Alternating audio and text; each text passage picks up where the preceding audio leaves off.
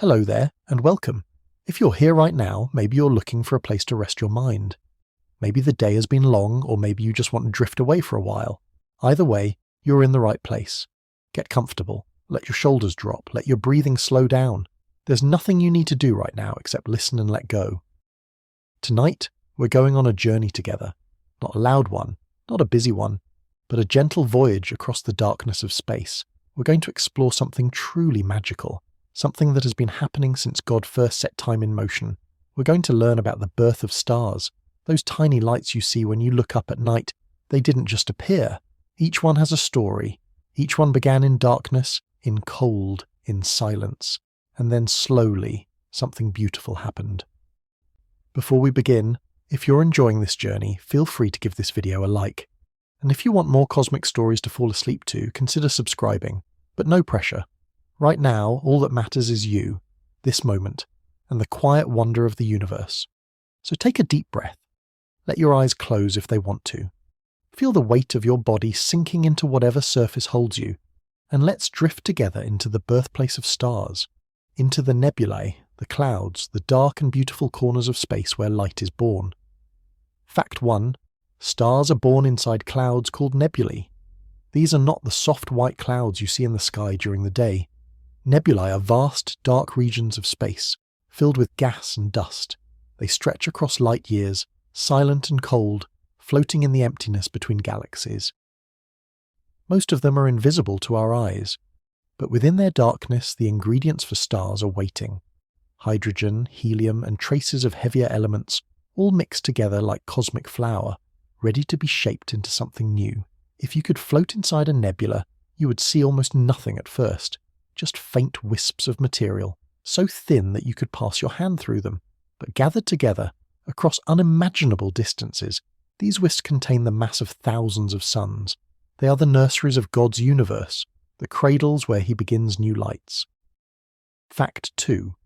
The most common type of nebula where stars are born is called a molecular cloud. These clouds are made mostly of hydrogen molecules, two hydrogen atoms bonded together drifting through space. The temperature inside these clouds is incredibly cold, often just 10 or 20 degrees above absolute zero. At absolute zero, all motion stops. Nothing moves, nothing vibrates. So inside these clouds, everything is almost perfectly still. Just cold, silent particles, floating in the dark. There is no sound here, no wind, no warmth. Just the patient waiting of matter, suspended in the void. The darkness is so complete that if you turned on a flashlight, the beam would scatter and fade within meters. These are the quietest places in the universe. And yet, within that quiet, the loudest event in creation is about to begin. Fact 3. Molecular clouds can be truly enormous. Some of them contain enough material to create thousands, even millions of stars. If you could see one up close, it would look like a ghostly fog, thick and swirling, stretching farther than the eye could follow. Light struggles to pass through them. They absorb the glow of nearby stars, casting shadows across space itself. In these shadows, in these dark corners of the universe, new stars begin their journey. The largest molecular clouds in our galaxy are called giant molecular clouds. They can be hundreds of light years across and contain hundreds of thousands of times the mass of our Sun. They are so large that entire solar systems could fit inside a single wisp of their structure. They drift through the galaxy like slow-moving giants, ancient and patient, carrying within them the seeds of countless futures. Fact 4. For a star to form, something needs to disturb the cloud. Left alone, a molecular cloud might just drift forever, unchanging. But the universe is never truly still. Nearby stars explode in supernovae, sending shockwaves rippling outward. Other stars pass close by, their gravity tugging at the cloud. Sometimes two clouds collide, compressing the gas within. These disturbances are like the means through which God renews creation. They set everything in motion. Imagine a perfectly still pond, its surface like glass. Then a single stone drops into the water. Ripples spread outward, disturbing the calm, creating patterns and waves. That's what happens in a molecular cloud when something disrupts it. The disturbance doesn't destroy the cloud. Instead, it wakes it up. It gives it the push it needs to begin the long, slow process of creating something new. Without these disturbances, the universe would be darker. Fewer stars would be born, the galaxy would age and dim. But the universe is restless, always moving, always changing. And so the clouds are always being stirred, always being shaped into new forms. Fact 5. Once disturbed, gravity takes over. Gravity is one of the invisible tools God uses to shape the universe. It pulls things together, it gathers, it compresses. In the molecular cloud, gravity begins to pull particles toward each other, slowly at first, almost imperceptibly. But over time, the pull grows stronger. Clumps begin to form, dense pockets of gas and dust slightly heavier than their surroundings. These clumps are the seeds of stars. At first, they're barely noticeable, just small variations in the density of the cloud. But gravity is patient. It doesn't rush. It works over thousands, millions of years, gradually pulling more and more material into these dense regions. The clumps grow, they become cores, and within these cores, the future is taking shape. Each one is a promise. Each one is a star waiting to be born. Fact 6. As the clump grows denser, it begins to collapse inward. This collapse is not sudden. It doesn't happen in a flash. It takes thousands, sometimes millions of years. The gas and dust spiral inward, drawn by their own gravity. As they fall toward the center, they pick up speed. They collide with other particles, and when particles collide, they generate heat. Slowly, the core of the clump begins to warm. The temperature rises from tens of degrees above absolute zero to hundreds, then thousands of degrees. The material at the center becomes more compressed, more energetic. What was once cold and still is now active, churning, building toward something.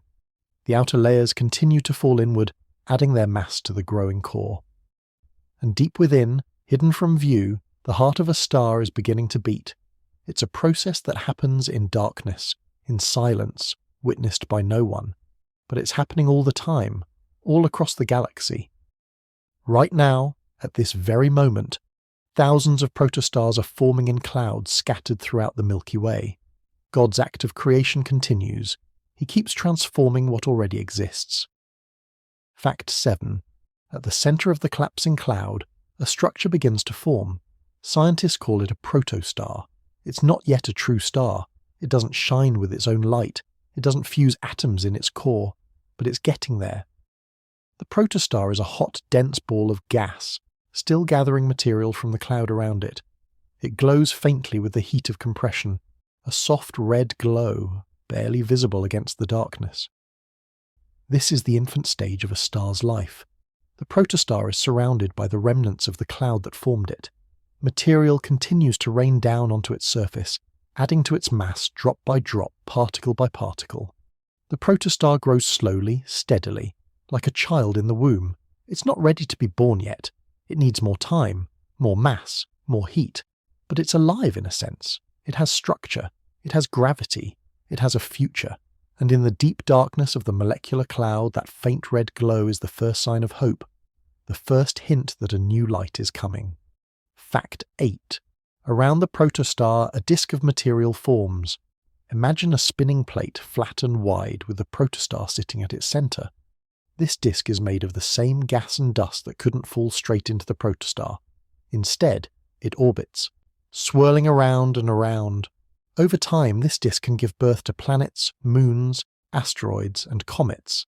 It's called a protoplanetary disk, and in many ways it's just as important as the star itself. Because within that disk, entire worlds can be born. The disk spins because of something called angular momentum. When the original cloud was collapsing, it was rotating slightly, even if just a little bit. As the material fell inward, it spun faster, like a figure skater pulling in their arms. The material that couldn't fall directly into the center was flung outward by centrifugal force, forming a flat disk around the equator of the protostar. This disk is where planets form. Dust grains stick together, building up into larger and larger clumps. These clumps become pebbles, then boulders, then planetesimals, and finally planets. Our own solar system formed this way. 4.5 billion years ago, our sun was a protostar surrounded by a disk. and from that disk Earth was born, and Mars, and Jupiter, and all the rest. The disk is the cradle of worlds. Fact 9. The protostar continues to grow. Material from the surrounding cloud keeps falling inward, adding to its mass. The more mass it gains, the stronger its gravity becomes, and the stronger its gravity, the more material it can pull in. It's a cycle that feeds itself. But it doesn't go on forever. Eventually the protostar will have gathered most of the nearby material. The cloud will thin, and the next stage of its life will begin. During this growth phase, the protostar can be hidden from view, buried deep within the cloud. We can't see it with visible light because the dust absorbs and scatters that light. But we can detect it with infrared telescopes which see heat rather than light. To infrared eyes, protostars glow brightly, warm beacons in the cold darkness. They're like embers in the ash, not yet flames, but hot enough to know that fire is coming. This stage can last for hundreds of thousands of years for massive stars, or millions of years for smaller ones. It's a time of accumulation, of gathering strength, of preparing for the moment when everything changes. Fact 10. Deep inside the protostar, the temperature is rising. As more and more gas compresses into the core, the pressure builds, and with pressure comes heat. The atoms inside are moving faster, colliding harder. The core becomes a furnace even though no fire burns there. It's the fire of motion, of energy, of matter being squeezed tighter and tighter. When the core reaches about 10 million degrees Celsius, something extraordinary happens. Nuclear fusion begins. At these temperatures, hydrogen atoms are moving so fast that when they collide, they can overcome the electromagnetic force that normally keeps them apart. Their nuclei fuse together, forming helium, and in that fusion, a tiny amount of mass is converted into energy, according to Einstein's famous equation. That energy radiates outward, creating pressure that pushes back against gravity. For the first time, the inward crush of gravity is balanced by the outward push of radiation. The protostar reaches equilibrium. It stops collapsing. It stabilizes. And in that moment, it becomes a true star. It joins the community of lights that God placed across the galaxy. It begins its life. Fact 11. Nuclear fusion is the process that powers all stars. It's what makes them shine. In the core of the protostar, hydrogen atoms are moving so fast and colliding so hard that they overcome the force that normally keeps them apart. They fuse together, combining to form helium, and when they do, they release energy. Enormous amounts of energy. This energy radiates outward, pushing against the inward pull of gravity. And when these two forces balance, the protostar becomes a true star. It ignites. It shines. A new light is born. The moment of ignition is not a sudden explosion. It's more like a gradual brightening, a steady awakening. The core heats up, fusion begins, and the star settles into a stable state. From the outside, you might not even notice the exact moment it happens, but inside, everything has changed. The star is now generating its own power. It's no longer dependent on the heat of collapse. It has begun the life God designed for it, and it will continue to burn, steadily and faithfully for millions or billions of years. The star has joined the great cycle of the cosmos. It has become part of the engine that drives the universe forward. Fact 12. Not every protostar becomes a star. If the clump of gas isn't massive enough, it will never get hot enough for fusion to begin. These failed stars are called brown dwarfs. They glow faintly with leftover heat from their formation, but they never truly ignite. They drift through space, dim and lonely, caught between planets and stars. They remind us that not every beginning leads to brilliance, but even in failure there is a strange kind of beauty. Brown dwarfs are sometimes called failed stars, but that's not entirely fair. They are what they are. They formed from the same process as stars, but they simply didn't gather enough mass. The minimum mass needed for hydrogen fusion is about 75 times the mass of Jupiter. Below that, the core never gets hot enough.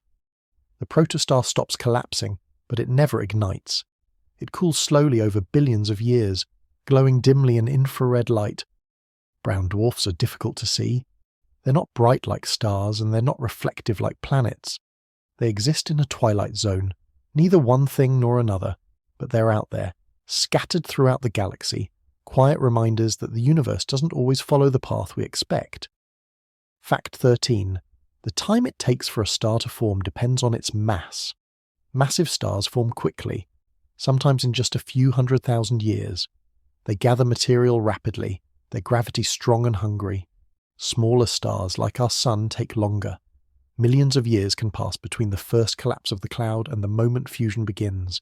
And the smallest stars, the red dwarfs, can take tens of millions of years to fully form. But time means little to the universe. It has all the time in the world. To us, millions of years seems impossibly long. It's far beyond the span of human history, beyond the age of our civilizations, beyond the existence of our species. But to the cosmos, it's just a moment, a blink. The universe is billions of years old, and it will exist for trillions more. In that context, the formation of a star is quick, it's almost instantaneous, and yet, within that brief span, an entire world of change takes place. A cloud becomes a core becomes a protostar becomes a star, and with that star possibilities bloom. Planets might form, life might arise, stories might be told under that star's light, all from a process that, in cosmic terms, happens in the blink of an eye. Fact 14. Stars are often born in groups. When a molecular cloud collapses, it doesn't usually form just one star. It fragments into many clumps, each one collapsing separately.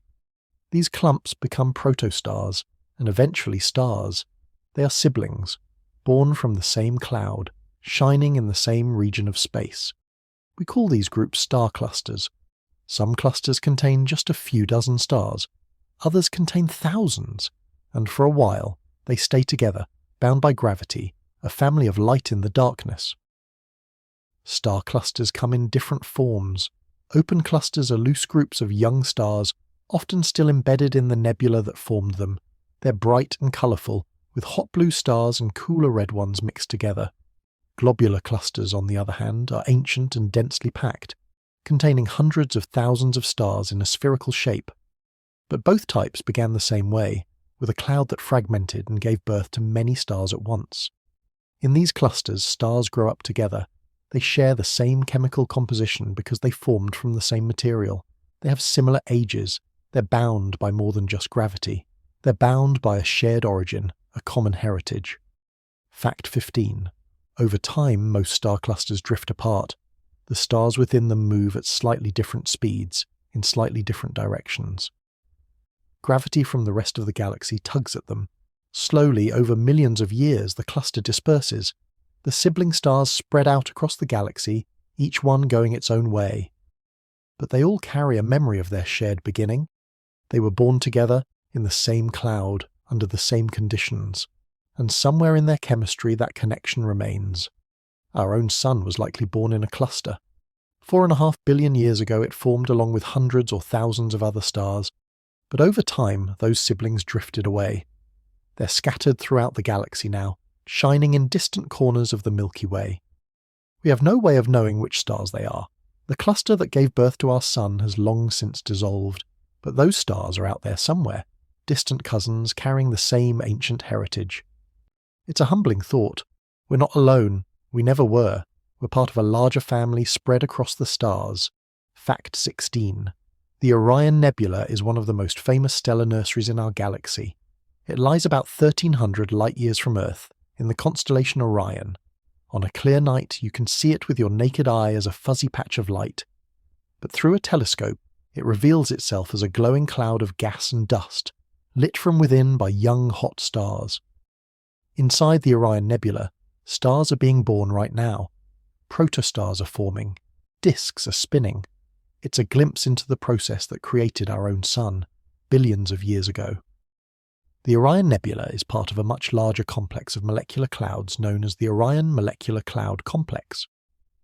This region is one of the most active star-forming areas in our local neighbourhood of the galaxy. Within the nebula, astronomers have identified hundreds of young stars and protostars. Some are still hidden within dense cores. Others have emerged and are now lighting up the surrounding gas. The brightest stars in the Orion Nebula are part of a group called the Trapezium, a cluster of 4 massive hot stars that illuminate the entire region. Their light carves through the gas, creating dramatic shapes and shadows. The Orion Nebula is a laboratory for studying star formation. It's close enough that we can observe it in detail, yet far enough that we can see the big picture. It's a reminder that what happened to create our sun is still happening, all across the galaxy, all the time. Fact 17. Another famous star-forming region is the Eagle Nebula. It's home to the iconic pillars of creation, towering columns of gas and dust where new stars are emerging. These pillars are enormous, stretching several light years in length. At their tips, dense clumps of material are collapsing, forming protostars hidden within. The pillars are slowly being eroded by the light and wind from nearby young stars. One day, they will be gone. But for now, they stand as monuments to the ongoing dance of creation and destruction. The pillars of creation became famous when the Hubble Space Telescope captured a stunning image of them in the mid-1990s. The image showed the pillars in remarkable detail, their edges glowing with the light of evaporating gas. Since then, astronomers have studied the region extensively. They've found evidence of protostars embedded within the pillars, their infrared glow revealing their presence. These stars are being born even as the pillars themselves are being destroyed. It's a race against time. Will the stars finish forming before the pillars erode away? No one knows. But either way, the process continues. New stars emerge, old structures fade, and the cycle goes on. Fact 18. Not all stars form in giant nebulae. Some are born in smaller, darker clouds called Bok globules. These are dense, isolated clumps of gas and dust, often visible as dark spots against brighter backgrounds. They look like ink stains on the canvas of space. Bok globules are small, typically just a light year or two across, but within them, one or two stars might be forming, quietly, hidden from view. They're the quiet corners of creation, where stars are born in solitude. Bok globules were first catalogued by astronomer Bart Bok in the 1940s. He noticed these small dark clouds and theorized that they might be the birthplaces of stars. At the time, his idea was controversial, but as observational techniques improved, astronomers confirmed that Bok globules do indeed contain protostars. They're like cosmic cocoons, dark and opaque on the outside, but warm and active on the inside. Some Bok globules are triggered into collapse by the same disturbances that affect larger clouds. Others might collapse on their own, their gravity just barely strong enough to overcome internal pressure. Either way, they represent a different path to star formation. Not every star is born in a crowded nursery. Some are born alone, in the dark, far from their siblings. Fact 19. The colour of a young star depends on its temperature. Hot stars glow blue or white. Cooler stars glow red or orange. When a protostar first ignites, it's usually cooler and redder. As it continues to gather mass and its core heats up, it may shift toward yellow or white. Our Sun, for example, is a yellow star. It formed about 4.5 billion years ago from a collapsing molecular cloud. And when it first ignited, it would have looked quite different than it does now. Younger, redder, still settling into its life. The colour of a star tells us a lot about its properties. Temperature, size, age, and even its future can all be inferred from its colour. Blue stars are the hottest and most massive. They burn through their fuel quickly and live short, violent lives. Red stars are cooler and smaller. They burn slowly and can live for trillions of years. Yellow stars like our Sun are somewhere in between. They have moderate temperatures, moderate lifespans, and moderate luminosities. When we look at a star cluster, we can see stars of many different colours. The blue ones are the youngest and most massive. The red ones might be older stars that have evolved off the main sequence, or they might be young stars that were born small. The colours paint a picture of the cluster's history, its age, and its future. Every colour tells a story. Fact 20. Some of the largest stars in the universe are born from the densest regions of molecular clouds. These are the giants, the titans of the cosmos. They can be dozens, even hundreds of times more massive than our Sun. Their formation is rapid and violent. They pull in vast amounts of material, their gravity overwhelming, and when they ignite, they burn incredibly hot and bright. These massive stars live fast and die young, often exploding as supernovae after just a few million years. But in their brief lives, they shine with the light of 100,000 suns. Massive stars are rare. For every massive star that forms, thousands of smaller stars are born. But despite their rarity, massive stars have an outsized impact on the galaxy. Their intense radiation ionizes the gas around them, creating glowing nebulae. Their stellar winds carve bubbles and cavities in the interstellar medium, and when they die, they explode, enriching the galaxy with heavy elements and triggering new waves of star formation. In a sense, massive stars act as sculptors of the galaxy, tools in God's grand design. They shape the landscape, they create the conditions for new stars to form, and they leave behind legacies that endure long after they're gone. Fact 21. When a massive star forms, it doesn't just light up the space around it, it also changes it. The intense radiation from the star heats the surrounding gas, causing it to glow. This creates what we call an emission nebula. The gas absorbs the star's light and then re-emits it in bright colours, usually reds and pinks from hydrogen and greens and blues from oxygen. These nebulae are some of the most beautiful objects in the sky, glowing like cosmic jewels. They're a reminder that stars don't just exist in isolation. They shape and colour the universe around them. Emission nebulae are often called HI regions because the hydrogen in them is ionized. The ultraviolet light from the hot star strips electrons from hydrogen atoms, leaving behind charged ions. When the electrons recombine with the ions, they emit light at specific wavelengths, creating the characteristic red glow. The colours we see in emission nebulae depend on which elements are present and how much energy they're receiving. Hydrogen creates red and pink. Oxygen creates green and blue-green. Sulfur creates deeper reds. Nitrogen creates more reds and magentas. When astronomers take images of these nebulae, they often assign different colours to different wavelengths to highlight the different elements. The result is a riot of colour, a cosmic painting that reveals the chemistry of the universe. Fact 22. Massive stars also produce powerful stellar winds. These are streams of charged particles that flow outward from the star's surface, driven by radiation pressure. The winds are incredibly strong, millions of times more powerful than the solar wind from our sun. They carve through the surrounding gas and dust, clearing out bubbles and cavities. They can trigger the formation of new stars by compressing nearby clouds, and they can also destroy star-forming regions, blowing them apart before more stars can form, creation and destruction happening side by side. Stellar winds from massive stars can travel at speeds of thousands of kilometers per second. They slam into the surrounding gas, creating shock waves. These shock waves heat the gas and compress it, sometimes triggering the collapse of nearby clumps. In this way, one generation of stars can give birth to the next. The massive stars live fast and die young, but before they go, they sow the seeds for future generations. It's a cycle that has repeated itself countless times throughout the history of the galaxy. Each generation builds on the last, adding new elements, new structures, new possibilities. Fact 23. In contrast, the smallest stars form quietly and gently. Red dwarfs, the most common type of star in the galaxy, are tiny and dim.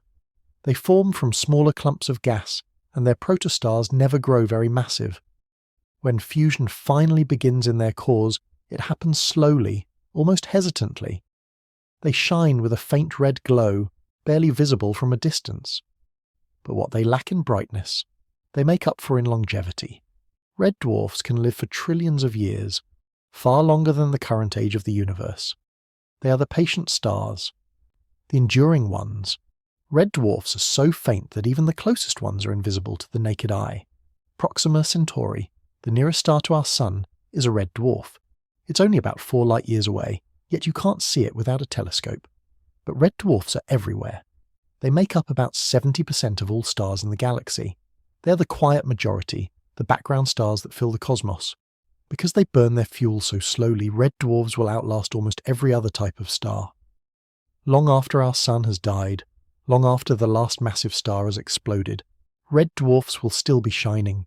They will be the last lights in the universe, glowing faintly in the darkness, patient and enduring until the very end. Fact 24. Some stars are born alone, while others are born in pairs or even larger groups. Binary star systems, where 2 stars orbit each other, are incredibly common. In fact, most stars in the galaxy are part of binary or multiple star systems. These stars form when a collapsing cloud fragments into 2 or more clumps that remain gravitationally bound. They grow up together, circling each other in a cosmic dance. Some binaries are close, orbiting in just hours or days. Others are distant, taking thousands of years to complete a single orbit. But they're never truly alone. Binary stars can interact in fascinating ways. If they're close enough, they can exchange material. Gas from one star can flow onto the other, changing both of their properties. Sometimes this leads to dramatic events like novae or even supernovae. In other cases, the interaction is more gentle, with the two stars simply influencing each other's evolution. Some binary stars are so close that they actually touch, sharing a common envelope of gas. These are called contact binaries. Others are so far apart that they barely know the other exists. But all of them form together, from the same collapsing cloud, and they will live out their lives in each other's company. Fact 25. The material left over from star formation doesn't just vanish. Some of it remains in the protoplanetary disk, where it can clump together to form planets. Some of it is blown away by stellar winds, and some of it drifts back into the molecular cloud, ready to be used again in the next generation of stars. Nothing in God's universe is wasted. Everything is recycled, reshaped, and reborn by His will. The dust that once surrounded a protostar might one day become part of a planet, or a moon, or even a living being. In this way, we are all connected to the birth of stars. We are made of the same material. We are made of stardust. God fashioned into life, His creation reflecting on His work. The atoms in your body were forged in stars that lived and died long before our sun was born. The carbon in your cells, the oxygen you breathe, the iron in your blood, all of it was created in the cores of stars or in the violent explosions that ended their lives. When those stars died, they scattered their contents into space. That material became part of new molecular clouds, and from those clouds, new stars formed, including our sun, including the planets that orbit it, including Earth, including you. Fact 26. When a star is first born, it goes through a phase called the T-Tauri stage. This happens after fusion has begun but before the star settles into its final form. During this time, the young star is unstable. It flickers and flares, sometimes brightening suddenly, sometimes dimming just as quickly. Strong magnetic fields swirl around its surface, creating storms that would dwarf anything we see on Earth. Material is still falling onto the star from the surrounding disk, but it doesn't fall smoothly. It comes in bursts and clumps, making the star pulse with energy. This phase can last for several million years. It's like adolescence for a star, a time of growth and change and turbulence before maturity arrives. Fact 27. T-Tauri stars also produce powerful jets. These are streams of gas that shoot out from the star's poles at incredible speeds, sometimes reaching thousands of kilometers per second. The jets are driven by magnetic fields that channel material away from the star. As the protostar pulls in gas from its disk, some of that material gets caught up in these magnetic fields and gets flung outward instead. The jets can extend for light years, carving through the surrounding cloud like cosmic searchlights. Where the jets slam into the interstellar medium, they create glowing shock waves called Herbig-Haro objects. These objects are bright, colourful patches of light that mark the violent interaction between the jet and the cloud. They're beautiful and fleeting, lasting only a few thousand years before fading away. Fact 28. The disk around a young star doesn't stay the same forever. Over time it changes and evolves. The dust grains within the disk start to stick together when they collide. Static electricity and other forces cause them to clump. These clumps grow larger, building up into pebbles and rocks. The rocks collide and merge, forming bigger objects called planetesimals. This process can take millions of years, but eventually these planetesimals can grow into full-size planets. Not every disk produces planets. Some are too sparse, some are disrupted by nearby stars, but many do, and each planetary system that forms is unique, shaped by the conditions in that particular disk. The arrangement of planets, their sizes, their compositions, all of it depends on what happened in those early days when the disk was still forming. Fact 29. There are different types of planets that can form in a protoplanetary disk. Close to the star, where temperatures are high, only rocky materials can survive. Ices and gases evaporate in the heat, leaving behind metals and silicates. This is where rocky planets like Earth and Mars form. Further out, beyond what's called the frost line, It's cold enough for water and other compounds to freeze. Here planets can grow much larger because there's more material available. These become gas giants like Jupiter and Saturn, or ice giants like Uranus and Neptune. The location where a planet forms determines what it's made of and how large it can grow. It's all about temperature, distance, and available material. Fact 30. Sometimes planets don't stay where they formed. They can migrate inward or outward through the disk. This happens because of gravitational interactions with the disk itself, or with other planets. A planet moving through the disk creates waves and ripples in the gas. These waves can push back on the planet, causing it to spiral inward toward the star. Other times, interactions between multiple planets can fling one of them outward, sending it into a wider orbit or even ejecting it from the system entirely. Planet migration explains some of the strange planetary systems we've discovered around other stars. Hot Jupiters, massive planets orbiting extremely close to their stars, probably formed further out and then migrated inward. The early solar system was likely very different from what we see today. Planets moved, orbits shifted, and the current arrangement is just the stable configuration that emerged after billions of years of gravitational chess. Fact 31. Not all the material in the disk becomes planets. Much of it remains as smaller objects. Asteroids are rocky remnants that never quite manage to form into planets. They're mostly found in the asteroid belt between Mars and Jupiter, where Jupiter's powerful gravity prevented them from coalescing.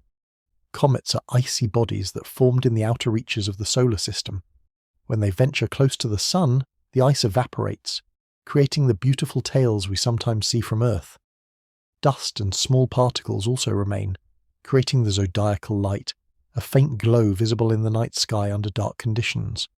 All of these are leftovers from the formation of our solar system, pieces that never became part of something larger. They're like the scraps from a great work of art, still beautiful in their own right. Fact 32. The chemical composition of a star depends on the cloud it formed from. The earliest stars in the universe, and formed just a few 100 million years after the Big Bang, were made almost entirely of hydrogen and helium. These were the only elements that existed at the time.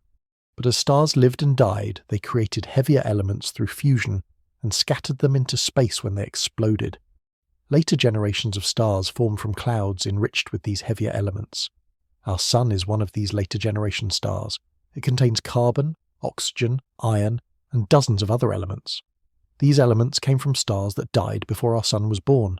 In this way, each generation of stars builds on the last, gradually enriching the universe with complexity. Fact 33. Astronomers classify stars based on their chemical composition. Population 1 stars are young and metal-rich, formed from clouds that have been enriched by previous generations. Population 2 stars are older and metal-poor, formed when the universe was younger and fewer heavy elements existed. Population 3 stars are theoretical, the very first stars that formed after the Big Bang. None have ever been observed because they all died billions of years ago. But their existence is predicted by models of the early universe. These first stars would have been massive and short-lived, burning bright and dying in powerful explosions that seeded the universe with the first heavy elements. They paved the way for everything that came after. Fact 34. The birthplace of a star affects its future. Stars born in dense clusters experience more gravitational interactions. They can be pulled into closer orbits with other stars. They can have planets stripped away by close encounters. They can even collide with other stars, merging into larger objects. Stars born in isolation have quieter lives. Their planetary systems remain undisturbed. Their orbits through the galaxy are smooth and predictable. The environment matters. Where a star is born shapes what it becomes and how it lives. It's true for stars just as it is for everything else in the universe. Fact 35.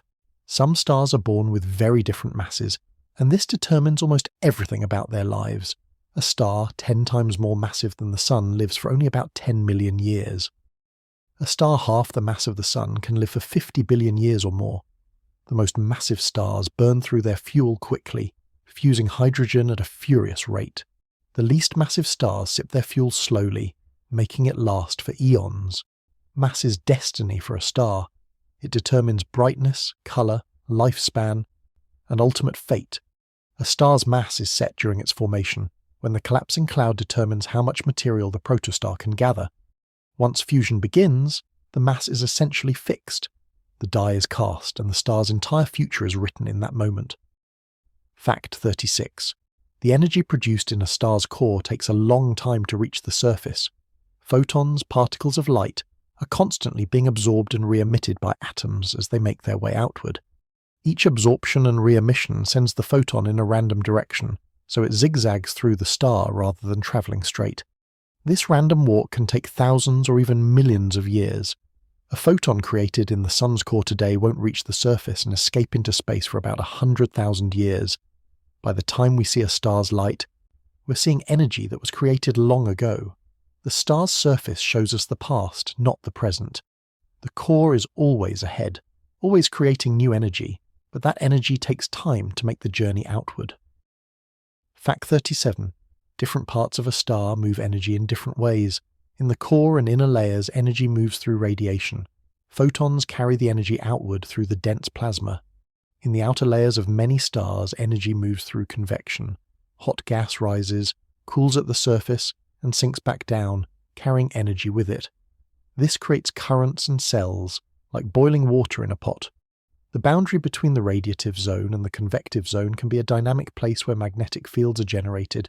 These fields affect the star's behavior, creating spots, flares, and other surface phenomena. Our Sun has both zones. The core is radiative and the outer third is convective. This structure affects everything from the Sun's magnetic field to the solar wind that streams outward into space. Fact 38. Young stars are often surrounded by cocoons of dust and gas that hide them from view. These cocoons are the remnants of the cloud that formed them. Light from the young star can't escape through the thick dust. But the dust absorbs the light and heats up, glowing in infrared wavelengths. This is why infrared astronomy is so important for studying star formation. Infrared light can penetrate dust clouds that visible light cannot. Telescopes like Spitzer and James Webb can peer into these hidden nurseries and see protostars that would otherwise be invisible. They reveal the early stages of stellar life, the moments when stars are still cocooned in their birth material, growing and changing in the darkness. Fact 39. As a young star ages and its stellar wind strengthens, it begins to blow away the surrounding cocoon. The wind pushes outward, clearing a cavity around the star. Eventually the cocoon is dispersed, and the star emerges into view. This process is called photoevaporation.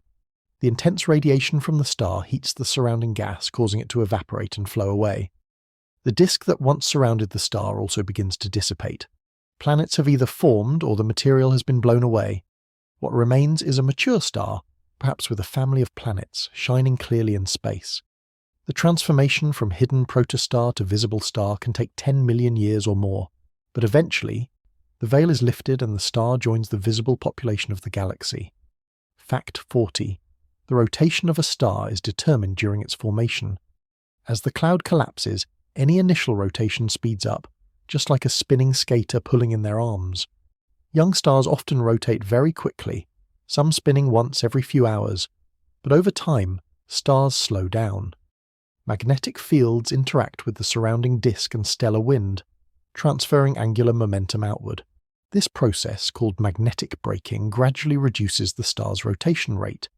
Our Sun rotates once every 27 days or so. When it was young, it probably rotated much faster, perhaps once every few days. The slowing continues throughout a star's life. By the time a star like the Sun reaches old age, its rotation has slowed considerably. This rotation history is written in the star's properties and can tell us about its age and evolution. Fact 41. Stars can form in waves. When a massive star forms and begins to shine, its radiation and wind compress nearby parts of the molecular cloud. This compression can trigger the formation of new stars. Those new stars, when they ignite, can trigger even more star formation. The process cascades, creating multiple generations of stars within the same cloud. This is called triggered star formation, and it explains why we often see stars of different ages clustered together. The oldest stars are the ones that formed first. Their influence created the conditions for younger stars to form, and those younger stars may have triggered even more. It's a domino effect, each generation enabling the next, spreading star formation through the cloud like a slow-motion explosion. Fact 42. The first stars to form in a cloud are often the most massive. This is because the densest parts of the cloud collapse first, and dense regions can accumulate more mass before fusion begins. These massive stars live fast and die young. Their supernovae can disperse what remains of the cloud, preventing further star formation, or they can compress the cloud, triggering a final burst of star formation before the material is blown away. Either way, massive stars dominate their surroundings. They're the leaders, the trailblazers. Their short lives have consequences that echo through the region, shaping the environment and influencing everything that comes after. Fact 43. Star formation is not constant throughout the galaxy. Some regions are actively forming stars right now, filled with glowing nebulae and young clusters. Other regions are quiet, their clouds long since dispersed or consumed. The rate of star formation in the Milky Way is about 1 to 3 solar masses per year. That means every year enough material collapses to form 1 to 3 stars like our Sun, or equivalent combinations of larger and smaller stars. This rate has changed over time. Billions of years ago, when the galaxy was younger and had more gas, star formation was more vigorous. In the future, as gas is used up or blown away, star formation will slow. Eventually, billions of years from now, star formation in the Milky Way may cease entirely. Fact 44. Different galaxies have different rates of star formation. Some galaxies, called starburst galaxies, are forming stars at incredible rates, hundreds or thousands of times faster than the Milky Way. This usually happens after a galactic collision or merger, when gas from two galaxies is compressed and shocked, triggering widespread star formation. Other galaxies, called elliptical galaxies, have very little gas left and form almost no new stars. They're filled with old red stars, relics of earlier epochs when star formation was more active. The life cycle of a galaxy is intimately connected to its ability to form stars. Gas is the fuel. When the fuel runs out or is removed, star formation stops and the galaxy ages. Fact 45. Black holes can influence star formation. Supermassive black holes at the centers of galaxies can launch powerful jets and winds that blow gas out of the galaxy, or heat it so much that it can't collapse. This process, called feedback, can suppress star formation. But in some cases, the outflows can compress gas at their edges, triggering star formation in those regions. The relationship between black holes and star formation is complex. Sometimes they hinder it, sometimes they help it. Understanding this relationship is one of the key goals of modern astrophysics. It helps us understand how galaxies evolve and why they look the way they do. Fact 46. The first moments of a star's life are hidden from us, buried deep within the cloud. But we can study later stages in great detail. We can watch T-Tauri stars flicker and flare. We can see jets streaming from young stellar objects. We can observe protoplanetary disks and measure their properties. Each observation adds a piece to the puzzle. We build models based on what we see, testing our understanding of physics against the reality of the universe. And slowly, over decades of study, the picture becomes clearer. We understand more about how stars form, what processes are involved, and what conditions are necessary. There's still much we don't know, but every discovery brings us closer to the full story. Fact 47. Stars are forming all across the universe, not just in our galaxy. Wherever there are clouds of gas, wherever gravity can gather material, stars are being born. In distant galaxies billions of light years away, we can see the glow of star-forming regions. The light from those regions has travelled for billions of years to reach us.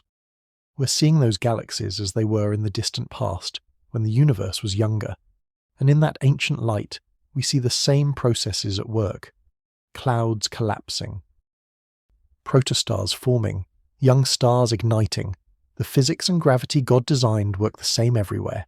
Star formation in a galaxy 10 billion light-years away follows the same rules as star formation in a nebula just down the street. The universe is vast yet unified under God's design.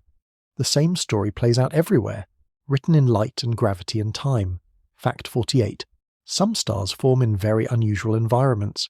Near the centers of galaxies, where gas densities are higher and gravitational forces are stronger, star formation can be more extreme. Stars might form faster or in denser clusters. The strong tidal forces near a supermassive black hole can disrupt normal star formation processes, creating unusual stellar populations. In the outskirts of galaxies, where gas is sparse and metal poor, star formation is more difficult. Only the most persistent clouds manage to collapse. The stars that form there tend to be smaller and less enriched with heavy elements. Environment matters on all scales, from the local cloud to the galactic neighborhood. Where a star forms affects not just its properties but its entire evolutionary path. Fact 49. Binary stars can influence each other's formation. If two protostars are forming close together, their gravitational fields interact. They can steal material from each other's disks. They can perturb each other's orbits. Sometimes one protostar grows larger at the expense of the other. Sometimes they remain similar in size. The final masses of the two stars depend on how the material was distributed during formation. Binary formation is a complex dance with gravity choreographing every move. The result is a pair of stars locked in orbit, bound together for life. They'll evolve together, influence each other, and in some cases, one will eventually consume the other. But it all begins with that early interaction, when they were both still forming, still growing, still finding their place in the universe. Fact 50. The diversity of stars is staggering. From tiny red dwarfs barely massive enough to fuse hydrogen, to blue supergiants hundreds of times more massive than the Sun, the range is enormous, and all of them began the same way, as collapsing clumps in molecular clouds. The variety emerges from differences in initial conditions. How much mass did the clump contain? How fast was it rotating? What was the chemical composition of the cloud? These factors, and others, determine what kind of star will emerge. It's like baking bread. The same basic ingredients can produce very different results depending on proportions, temperature, and technique. God's design allows for countless varieties of stars from the same fundamental recipe, and each one is unique, a singular creation with its own story to tell. Fact 51. The light from a newly born star takes time to stabilize. In the beginning, the brightness can vary wildly from day to day, or even hour to hour. This happens because the star is still adjusting to its new state. Material continues to fall onto the surface in uneven amounts. Magnetic activity creates bright spots and dark regions that rotate in and out of view. Sometimes the star brightens suddenly when a large chunk of material crashes down. Other times it dims when a dense cloud passes in front. This variability gradually decreases as the star settles down. After a few million years, most stars reach a steady brightness that they maintain for the rest of their main sequence lives. But those early years are chaotic, unpredictable, like a newborn finding its rhythm. Astronomers monitor these young variable stars carefully. Each flicker tells a story about what's happening on the surface or in the surrounding environment. The patterns of brightness changes can reveal the star's rotation period, the structure of its magnetic field, and whether it has a companion star orbiting nearby. These observations help us understand the transition from protostar to mature star, a crucial phase that shapes the star's ultimate properties. Fact 52. Temperature zones within a forming star are extreme. The very center, where fusion will eventually ignite, can reach 15 million degrees. Just a short distance away, temperatures drop to millions of degrees. Near the surface, it might be only a few thousand degrees. These temperature differences create pressure gradients that drive movement within the star. Hot material wants to expand, cool material wants to contract. The result is a constant churning, a battle between heat and gravity that shapes the star's structure. Understanding these temperature zones helps scientists predict how stars behave. Computer models simulate the interior of stars, calculating temperatures and pressures at every point. These models must match what we observe on the surface, providing a window into regions we can never directly see. The temperature gradient also determines how energy flows outward. In the hottest regions, radiation dominates. In cooler outer layers, convection takes over, creating rising and falling currents of gas. The boundary between these zones is sharp and dynamic, a place where the character of the star changes dramatically. Our Sun has such a boundary about 2/3 of the way from the center to the surface. Everything inside that boundary is calm and radiative. Everything outside churns and boils with convective motion. Fact 53. Magnetic fields play a crucial role in star formation. As the cloud collapses, any magnetic field present gets compressed and strengthened. These fields can slow down the collapse by providing additional support against gravity.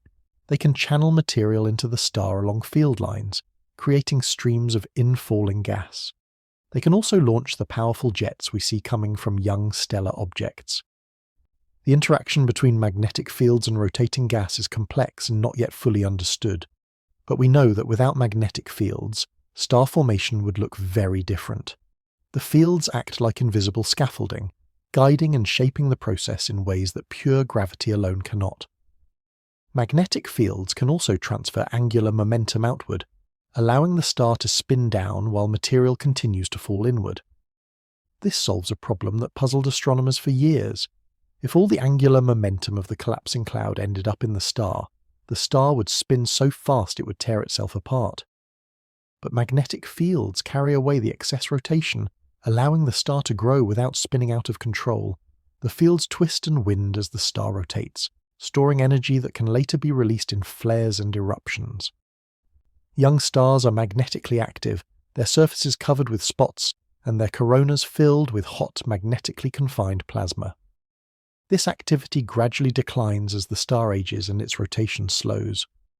Fact 54. Water exists in the clouds where stars form. Not liquid water, of course, since the temperatures are far too cold. Instead, water molecules frozen onto dust grains create icy coatings. These ice-covered grains stick together more easily than bare dust, helping to build up larger particles. When planets eventually form from the disk, some of this water gets incorporated into them. Earth's oceans may have originated partly from water-rich comets and asteroids that formed in the outer solar system. That water came from the molecular cloud that birthed our sun. Every glass of water you drink contains molecules that once drifted through space, waiting in the darkness before our solar system even existed.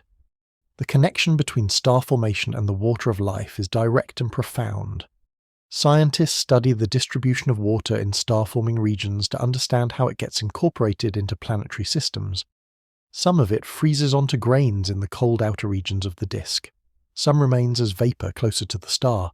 When planets form, they gather whatever material is available at their location. Rocky planets close to the star might start out dry, receiving water later from comet impacts. Gas giants far from the star can have enormous amounts of water ice in their composition. The story of water is also the story of habitability. Understanding how water is distributed during star and planet formation helps us predict which systems might harbour worlds suitable for life. Fact 55. Carbon monoxide is another important molecule in star-forming clouds. It's the second most abundant molecule after hydrogen, and it plays a key role in cooling the gas. When gas is compressed, it heats up, but if it can radiate away that heat, it can continue to collapse. Carbon monoxide is very efficient at radiating energy in the form of infrared light. This cooling allows the cloud to contract further than it otherwise could. Without molecules like carbon monoxide, the pressure from heating would halt the collapse before a star could form. Chemistry and physics work together, each enabling the other. The presence of certain molecules makes star formation possible. Change the chemistry, and you change the outcome. Astronomers use carbon monoxide as a tracer to map molecular clouds. Radio telescopes can detect the emission from carbon monoxide molecules, revealing the structure and motion of the gas. By measuring the wavelength of this emission, scientists can determine how fast the gas is moving and in which direction. This allows them to create three-dimensional maps of star-forming regions, showing not just where the gas is, but how it's flowing and collapsing. Carbon monoxide observations have revealed the filamentary structure of molecular clouds and the complex motions within them. It's a tool that has transformed our understanding of the star formation process. Fact 56. Dust grains in the cloud are incredibly tiny, typically less than a micrometer across. That's smaller than a bacterium, smaller than a human cell. Yet these tiny particles have an enormous impact. They absorb and scatter light, making the clouds opaque. They provide surfaces where molecules can form through chemical reactions. They act as seeds for planet formation, gradually growing into larger objects. The dust itself is made of various materials depending on where it came from. Silicates, carbon compounds, iron, and other elements combine to form these microscopic specks. Each grain has a history, forged in the atmosphere of a dying star or created in the shockwave of a supernova. They carry the legacy of previous generations across space and time. When astronomers look at dust through powerful microscopes, either samples collected from comets or meteorites, they find incredible diversity. Some grains are crystalline, with ordered atomic structures. Others are amorphous. Their atoms are arranged randomly.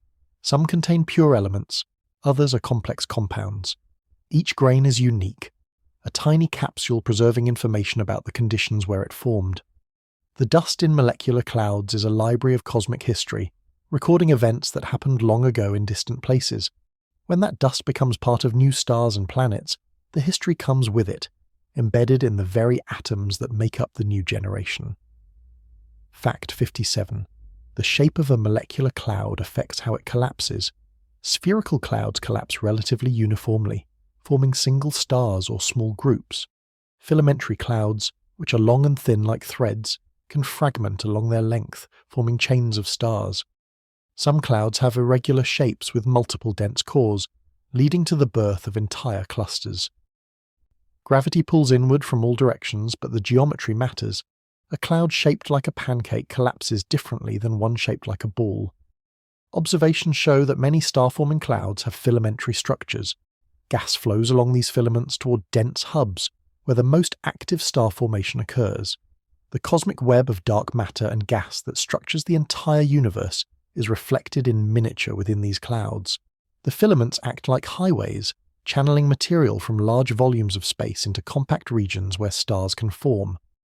Recent observations from space telescopes have revealed these filamentary structures in exquisite detail. They see networks of threads crisscrossing through the clouds, connecting to central nodes where clusters are being born. The filaments are not static. Gas is flowing along them, moving toward the densest regions. This flow feeds the star formation process, providing a steady supply of material. Understanding why clouds develop these shapes requires sophisticated computer simulations. Researchers create virtual clouds and let them evolve according to the laws of physics. They find that turbulence naturally creates filamentary structures as eddies stretch and compress the gas. The shapes we observe are signatures of the turbulent motions that stir the interstellar medium. Fact 58. Turbulence within molecular clouds creates smaller structures and variations. Gas doesn't just sit still, it swirls and eddies, creating regions of higher and lower density. This turbulence can be generated by many sources including stellar winds from existing stars, supernova shock waves passing through, or just the natural motion of gas in the galaxy. Turbulence provides additional support against gravity, preventing some regions from collapsing, while helping others to compress enough to start forming stars. It's a random, chaotic influence that adds unpredictability to the process. Two seemingly identical clouds might produce very different stellar populations because of differences in their turbulent motions. The laws God established work through apparent chaos to create order. Small changes in initial conditions can lead to dramatically different outcomes. A slightly stronger turbulent eddy might compress a region enough to trigger collapse. A slightly weaker one might leave it stable. This sensitivity makes star formation inherently unpredictable in its details, even though the overall process is well understood. Turbulence also affects the mass distribution of stars. Stronger turbulence tends to produce more high-mass stars because it can create denser clumps. Weaker turbulence favors low-mass stars. The turbulent environment of the cloud is recorded in the properties of the stars it produces. By studying stellar populations, astronomers can infer the conditions in the cloud where those stars were born, reading the history backwards from the end result. Fact 59. The spacing between stars in a cluster follows patterns that reveal how they formed. Stars aren't randomly scattered. They tend to cluster at certain distances from each other, determined by the fragmentation of the original cloud. If the cloud broke into many small pieces, the stars will be numerous and close together. If it fragmented into fewer, larger pieces, the stars will be more spread out. Astronomers study these patterns to understand the initial conditions of star formation. They measure the distances between cluster members, looking for correlations and structures. These measurements feed into models that attempt to recreate the formation process. By working backwards from what we see today, we can infer what must have happened millions of years ago. The distribution of stars also tells us about subsequent evolution. Close encounters between stars can change orbits and eject members from the cluster.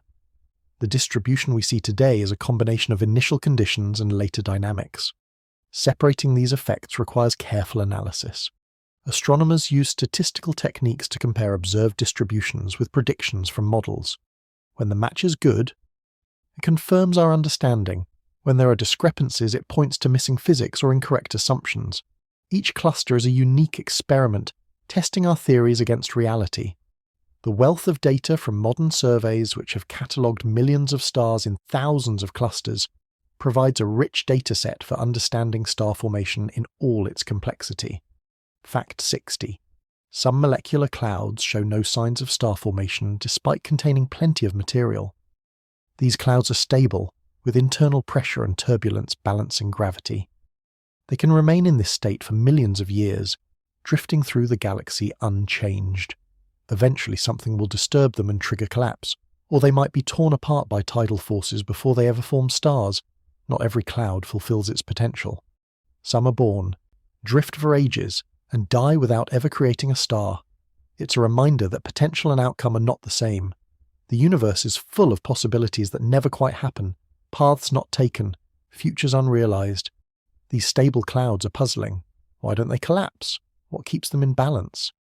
Research suggests that turbulence and magnetic fields provide the support. The random motions of gas create pressure that resists gravity. The magnetic fields add tension that helps hold the cloud together. But both turbulence and magnetic support decay over time. Turbulence dissipates as energy is lost to radiation.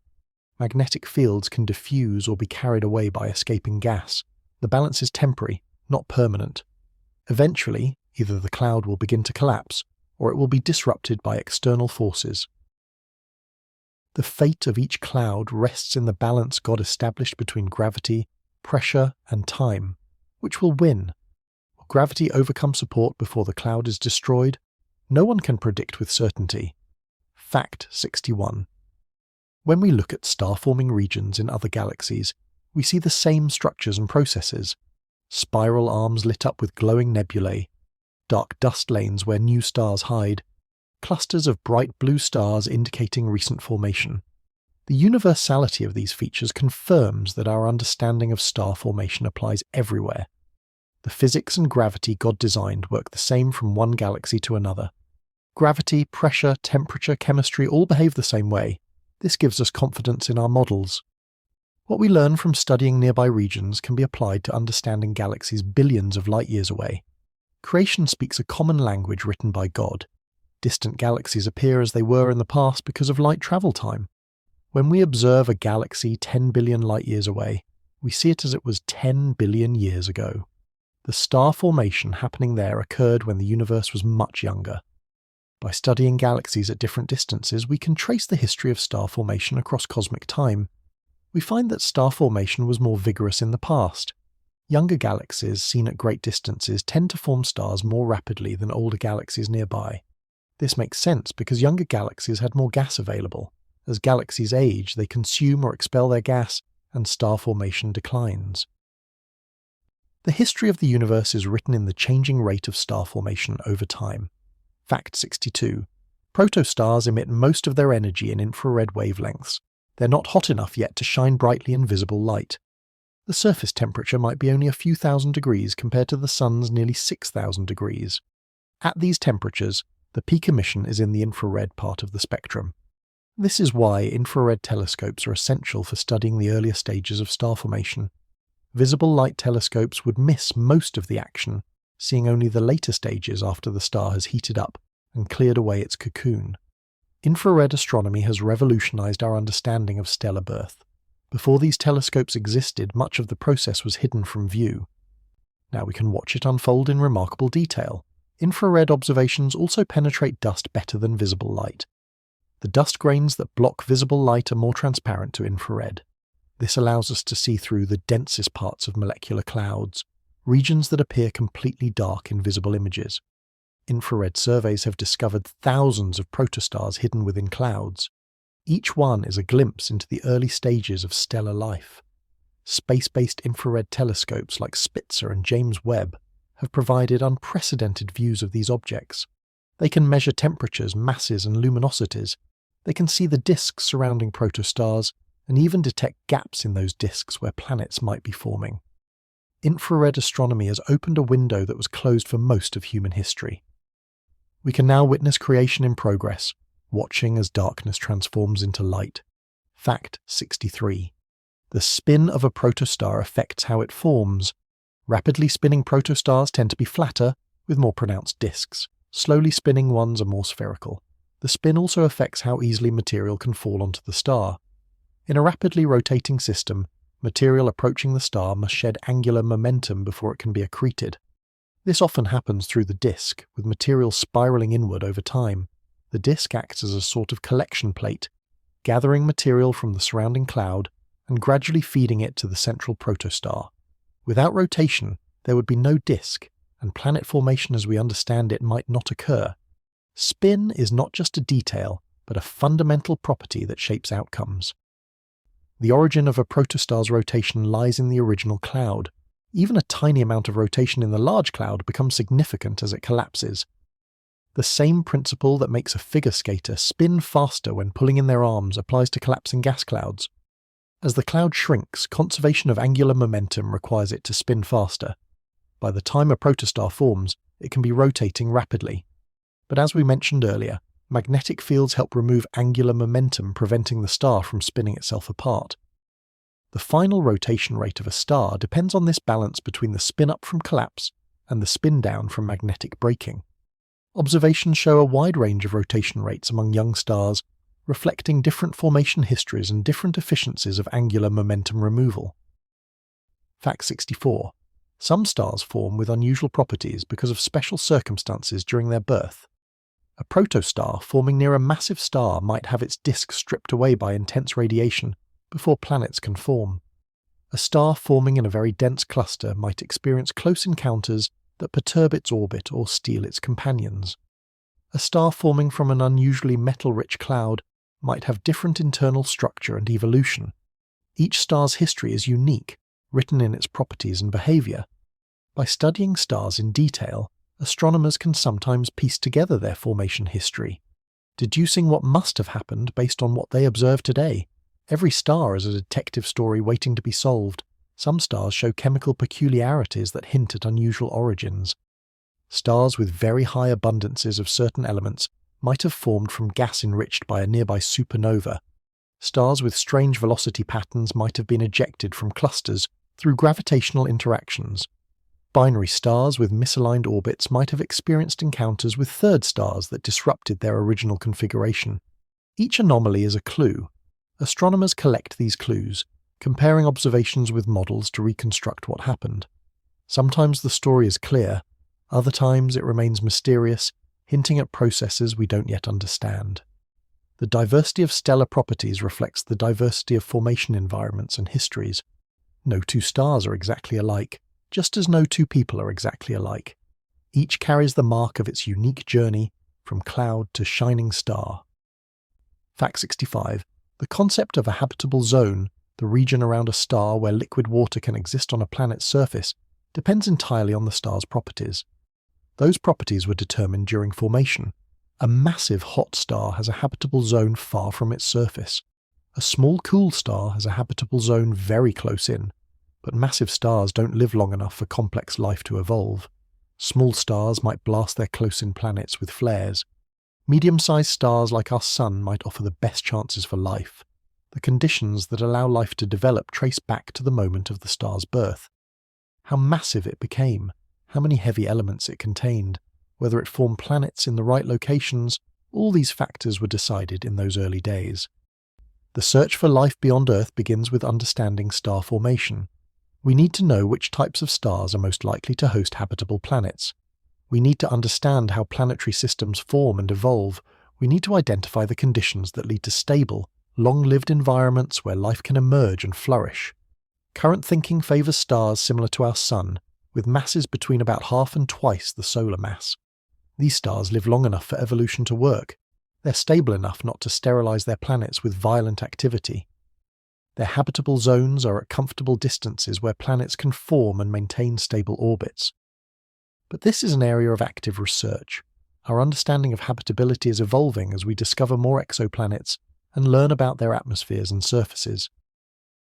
Perhaps life is more resilient and adaptable than we think. Perhaps habitable zones are broader than we imagine. The answer will come from continued observation and study. Fact 66. Ancient stars in our galaxy formed under different conditions than modern ones. The early universe contained almost no elements heavier than helium. The first stars formed from pure hydrogen and helium gas. They were likely very massive and very hot, burning quickly and dying young. When they exploded, they enriched the surrounding space with newly created elements. Subsequent generations formed from progressively more enriched material. The oldest stars we can observe today, which formed perhaps 12 billion years ago, have very low metal content. They're relics from an earlier epoch, fossils from the youth of the galaxy. Studying them tells us about conditions long ago and helps us understand how star formation has changed over cosmic time. These ancient stars are rare and precious. Most have already died, and those that remain are faint and difficult to observe. But they hold unique information. Their chemical compositions tell us what elements existed in the early universe. Their motions tell us about the structure of the young galaxy. Their ages provide timestamps for cosmic history. Astronomers search for these old stars in the halo of our galaxy and in ancient globular clusters. Each discovery is celebrated because each one is a window into the distant past. By comparing old stars with young ones, we can trace the chemical evolution of the galaxy. We can see how the abundance of heavy elements has increased over time. We can understand how multiple generations of stars have built up the complex chemistry that makes planets and life possible. Fact 67. Globules and filaments are common structures we see in star-forming clouds. Globules are small, dense, isolated pockets. Filaments are long, thin threads of denser material. Both are sites where stars can form. The filaments often connect to central hubs where the most active star formation occurs. Gas flows along the filaments, feeding the hubs and building up the dense cores where protostars develop. This network structure seems to be a common feature of molecular clouds. Why clouds develop these shapes is still being researched. It likely has to do with a combination of gravity, turbulence, and magnetic fields. These forces sculpt the gas into intricate patterns, and those patterns determine where and how stars will form. The Herschel Space Observatory, which operated from 2009 to 2013, mapped many star-forming regions in unprecedented detail. Its images reveal the filamentary structure clearly, showing how gas is organized on all scales. The filaments have typical widths of about 1/10 of a light year, regardless of the cloud's overall size. This universal width suggests that some fundamental process is at work, setting the characteristic scale. Researchers have proposed various explanations involving the balance between gravity, pressure, and turbulence. The filaments are not static features. They're dynamic, evolving structures. Gas flows along them, dense cores form within them, and young stars eventually disrupt them. Understanding filaments is key to understanding star formation because they are the structures that directly give birth to stars. Fact 68. The nearest star-forming region to Earth is the Taurus molecular cloud, about 450 light-years away. It's a relatively quiet region, forming mostly low-mass stars like our Sun. There are no massive stars here, so the environment is less violent than in regions like Orion. This makes Taurus an excellent laboratory for studying how stars like ours are born. Astronomers have identified hundreds of young stars and protostars in the Taurus clouds. They study their disks, measure their masses, observe their variability, and watch them grow. Because it's relatively close, we can see these objects in greater detail than we can in more distant regions. Every observation adds to our understanding of the process that created our own Sun billions of years ago. The Taurus region is also interesting because it's forming stars in a distributed manner rather than in a dense cluster. The protostars are spread out across the cloud, separated by significant distances. This allows astronomers to study individual objects without the complications of crowding and interactions. Each protostar can be observed in isolation, making it easier to understand its properties and evolution. Many of the young stars in Taurus have been monitored for decades. Long-term studies track their brightness variations, measure their rotation periods, and observe changes in their disks. This longitudinal approach provides insights that single observations cannot.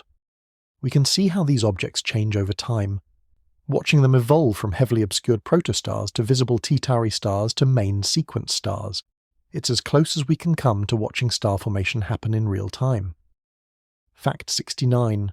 Star formation efficiency is surprisingly low. Only a small fraction of a molecular cloud's mass actually ends up in stars. Most of the gas is either blown away by stellar winds and radiation, or it remains as diffuse material that never collapses. Typical efficiencies are only a few percent. A cloud containing 10,000 solar masses of material might produce only a few hundred solar masses worth of stars. The rest is dispersed or recycled. This inefficiency has important implications for galaxy evolution. If star formation were more efficient, galaxies would use up their gas much faster and cease forming stars earlier. The low efficiency helps spread out star formation over billions of years, allowing galaxies to remain active and vibrant for long periods. The low efficiency is partly due to feedback from the stars themselves. As stars form and begin to shine, they heat and ionize the surrounding gas. Their radiation pressure pushes gas away. Their stellar winds blow bubbles and cavities. Massive stars eventually explode as supernovae, dispersing what remains of the cloud. All of these processes disrupt star formation, preventing further collapse and scattering the material. It's a self-limiting process. Star formation creates the conditions that shut down further star formation. This negative feedback regulates the process, keeping it from running away. Understanding star formation efficiency is crucial for understanding galaxy evolution. Simulations of galaxy formation must include accurate models of how gas turns into stars. If the efficiency is set too high in the models, the simulated galaxies don't match observations. Getting the efficiency right is essential for explaining why galaxies look the way they do and how they've evolved over cosmic time. Fact 70. Observations of star formation have improved dramatically with advancing technology. Early astronomers could only see bright nebulae and wonder what was inside. Infrared astronomy opened up the hidden regions. Radio astronomy revealed the molecular gas. Millimeter and submillimeter observations showed us the cold dust. Space telescopes eliminated the blurring effects of Earth's atmosphere. Each new wavelength and each new technique added layers of understanding. Today we have a multi-wavelength view of star formation, combining data from radio to X-ray wavelengths. We can see through the dust, measure temperatures and densities, track motions, and watch the process unfold. What was once mysterious is becoming clear. Questions that seemed unanswerable are being answered. The picture is not yet complete, but it's far more detailed than anyone could have imagined just a few decades ago. Modern surveys map entire molecular cloud complexes in multiple wavelengths simultaneously. Researchers combine the data to create comprehensive views of star-forming regions. Radio observations trace the molecular gas. Infrared images reveal protostars and disks. Optical images show emerging young stars. X-ray observations detect high-energy phenomena like stellar flares. Each wavelength provides different information, and together they tell the complete story. Computers process the enormous data sets, creating three-dimensional models of the clouds and their embedded stars. Virtual reality tools allow astronomers to explore these regions as if they were flying through them, seeing structures from different angles and perspectives. The technology has transformed star formation from an abstract theoretical problem into a richly observed phenomenon. We can now test theories against detailed observations, refining our models to match reality. Fact 71. Computer simulations of star formation have become incredibly sophisticated. Modern supercomputers can model the collapse of a molecular cloud, following individual particles as they fall inward, tracking magnetic fields, calculating temperatures, and predicting the formation of stars and disks. These simulations take months to run, even on the fastest computers, but they provide insights that observations alone cannot. We can watch the entire process from beginning to end in a simulation, seeing how different factors influence the outcome. We can run the simulation multiple times with different starting conditions to see how sensitive the results are. Comparing simulations to observations helps validate our understanding. When simulations match reality, we gain confidence that we understand the underlying physics. The most advanced simulations now include detailed chemistry, following the formation and destruction of molecules as the cloud collapses. They include radiation transfer, calculating how light from forming stars affects the surrounding gas. They include magnetic fields with complex topologies that evolve as the gas moves, They even include the effects of cosmic rays and stellar feedback. All of these processes interact in complicated ways, and only sophisticated computer models can capture the full complexity. Simulations also allow us to explore scenarios that don't occur in nature or are too rare to observe. What would happen if a cloud had twice the normal turbulence? How would star formation change if magnetic fields were stronger or weaker? What if the cloud contained more heavy elements? By varying parameters systematically, researchers can map out the parameter space and identify which factors are most important. This helps focus observational efforts on the most critical measurements. Fact 72. Not all protostars survive to become stars. Some are disrupted before they can accumulate enough mass. A close encounter with another star might tear the protostar apart or strip away its envelope. Intense radiation from a nearby massive star might evaporate the protostar before it can grow. In dense clusters, collisions and interactions are common, and not every protostar makes it through. The universe can be harsh even to newborn stars. Only the fortunate ones, those in relatively protected environments or with enough initial mass to quickly reach stability, survive to shine. The others fade away, their material returned to the cloud to perhaps try again in another location. This process of disruption is called photoevaporation when it's caused by radiation. High-energy photons from massive stars heat the surface of the protostar and its surrounding envelope. The gas becomes hot enough to escape the protostar's weak gravity. Mass is lost faster than it can be accreted, and the protostar shrinks rather than grows. If this continues long enough, the protostar never reaches the mass threshold for hydrogen fusion. It becomes a brown dwarf, or simply disperses. Observations show evidence of this process in regions like the Orion Nebula, where massive stars are actively photoevaporating nearby protostars. Images show teardrop-shaped objects with tails of evaporating gas pointing away from the massive stars. These are protostars in the process of being destroyed. It's a race against time. Can the protostar gather enough mass to ignite before it's evaporated away? Some win, some lose. The outcome depends on the distance from the massive star, the density of the protostar's envelope, and the timing of when the massive star turned on. Fact 73. The term stellar nursery is fitting because these regions truly are places of birth and growth. Just as a nursery for human infants is a place of care and development, a stellar nursery is where protostars are nurtured by their environment. The cloud provides material, the disk feeds the growing star. Nearby stars influence the process through their gravity and radiation. It's a community effort in a sense, with the entire region participating in the creation of new stars. Some nurseries are gentle and calm, producing small stars in quiet environments. Others are violent and energetic, giving birth to massive stars that immediately begin reshaping their surroundings. Each nursery has its own character, its own story, and each produces a unique generation of stars. The analogy extends further when we consider that nurseries are temporary. Human children grow up and leave the nursery. Stars likewise don't remain in their birth regions forever. As the cluster ages and disperses, the stars drift apart, each beginning its own independent journey through the galaxy. The nursery phase is just the beginning, a brief but crucial period that sets the stage for everything that follows. Some stars remain loosely associated with their siblings for millions of years. Others are ejected early through gravitational interactions and never look back. But all carry with them the imprint of their nursery. Their chemical composition reflects the cloud they formed from. Their initial mass was determined by the fragment of cloud they grew from.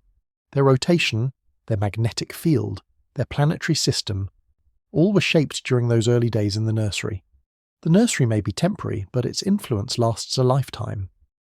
Fact 74. Observing star formation teaches us humility. The timescales are so long that we can never watch a single star form from beginning to end. A human lifetime is a blink compared to the millions of years it takes. We must piece together the story by observing many different objects at different stages. One cloud just beginning to collapse, another with protostars already forming, a third with young stars emerging from their cocoons. By assembling these snapshots, we construct a narrative of the process. It's like trying to understand human life by taking photographs of different people at different ages and arranging them in sequence. We can infer the progression even though we never watch a single individual grow from birth to old age. The method works but it requires patience, careful observation, and thoughtful interpretation.